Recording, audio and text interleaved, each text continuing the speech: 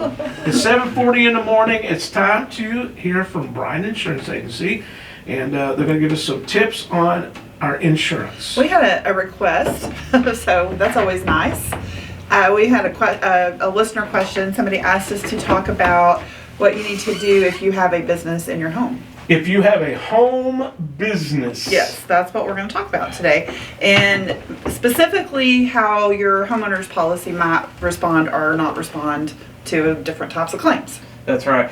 One of the major issues out there is these little side gigs that are popping up everywhere. There are YouTube videos explaining how to do this, and so it's extremely easy to get into. And next thing you know, your little side gigs turns into a $100,000 Etsy business. Right. And so how does your homeowners respond to this?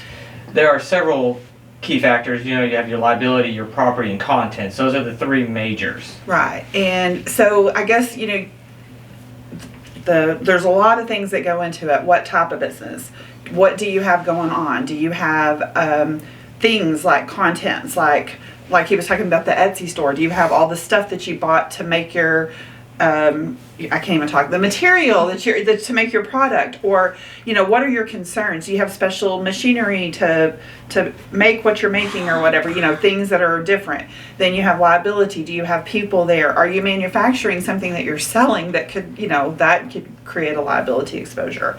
Then there is the fact of, does your insurance company know that you have this business, and are they okay with it? Are they going to exclude some type of coverage because they never anticipated covering a business? So there's a lot of things to think about. And some of the businesses out there that these homeowner policies are intended to cover and what they're not intended.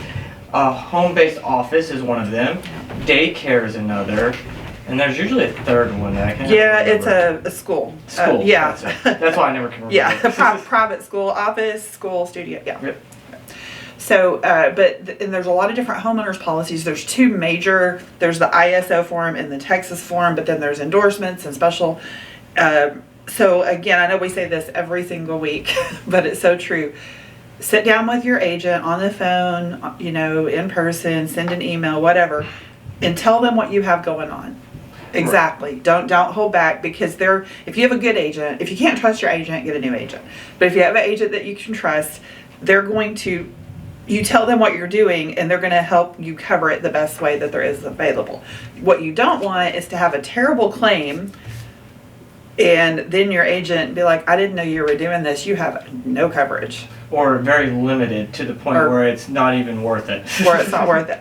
So if you have, these are all great, and side hustles, what kind of, I think, sparked this question is we had talked about the delivering and the delivering things, delivering people. These are things people are doing to make money, and side hustle, side gig, whatever you want to call it, and it can turn into something very lucrative. You just don't want it to turn into something that is going to financially hurt you because you didn't properly cover yourself. And then the other major issue is as long as this is a personal venture, like in your personal name, your homeowners will respond. Where it gets sticky is if you incorporate. So if you make an LLC, an S Corp, a C Corp, those, because you personally no longer own the item or the product or the service. Thus, your homeowners will not extend over. That limited coverage that you have on your homeowners, whenever your business, like Brad said, is a corporation or LLC, that your coverage, just whatever limited little bit of coverage you had, but you probably don't have any. So again, is it a big deal to cover a home-based business? No. You just have to know about it, and your agent needs to know about it so they can get you the right endorsements, give you the right advice, that kind of thing. But that way, you have everything, and you're not surprised. And like you said, we're talking about, most of what we see are the small things like the Etsy store, the home daycare, that kind of thing.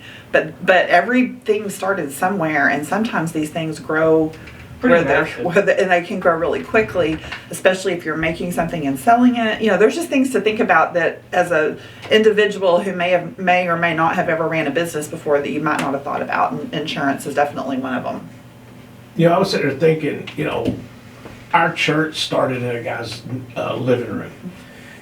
I guess you have to inform your insurance agent, say, hey, look, we're having people at our house Yeah. for these sort of things. Yeah, I if guess you- it was yeah. following like the school thing or whatever. Yeah, in that particular situation, it was a very informal, it was really, it wasn't even a church yet, it was kind of like a group of friends coming over to a Bible study or what kind of thing. But when it becomes it didn't take long. Within a week, it was an organization, and then Right. before you knew it, it had a name. Before you knew it, we filed paperwork for it and everything. So it starts off like that, and before you know it, it can grow into something really big. Wow. Because I was thinking about people getting injured or something happened or something like that. I mean, you gotta. Your homeowner's carrier does not assume you're going to have a business in your house. Yeah. They assume that people are going to have people over. There's things that they assume happen, but they are not rating it or covering it, anticipating a business. So you have to know about it and cover it because it's not. Man, if I had a childcare business, I mean, that'd be, yeah, definitely want them Oh yeah. Yeah. to know. Wow. And I mean, it makes sense that people would start off in their home, they have Yeah. a kid and they decide, okay, well, I'm going to watch a couple other people's kids. And But before then you if they know get it, injured, before you know it, they have, Lunch. or they have a separate Yeah. building on their property, whatever, and they just grow really quickly. And we want your business to do well. We'll support we support Yeah. small business and we think it's great. We're a small business. There was a local lady here that she bought a T-shirt press for like $300 off of Amazon, and by the year's end, she was profiting over $100,000 selling T-shirts. out of her house. really? Yeah. Mhm. What are we doing wrong, Rick? She was- Everything? She was The working guy her. across the street from me does that. She was Maybe I working need to her, talk to him. They work their day job all day and they work their side hustle all night. They've got a lot of people that have these side businesses. They work hard to get them yeah. going, on their own most of the time. And we want to see them succeed. And what we don't want to see is for them to have something happen, something minor happen that turns into A major expense. a major expense that you didn't. Right. Yeah.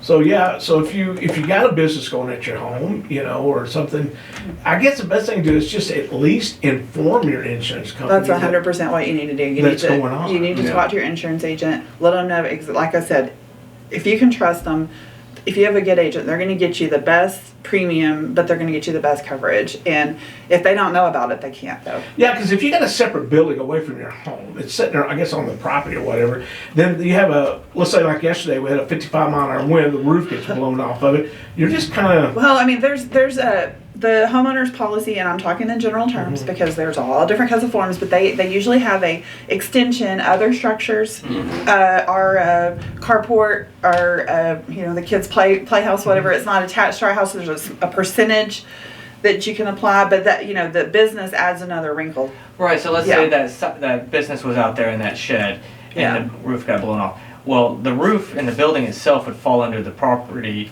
The portion of the homeowner's policy. more than But the likely, yeah. contents inside there will have a limited limit to them. So it's like $2,500. So you have your $5,000 CNC machine in there that you're cutting wooden signs, and next thing you know, there's rain and everything getting in there.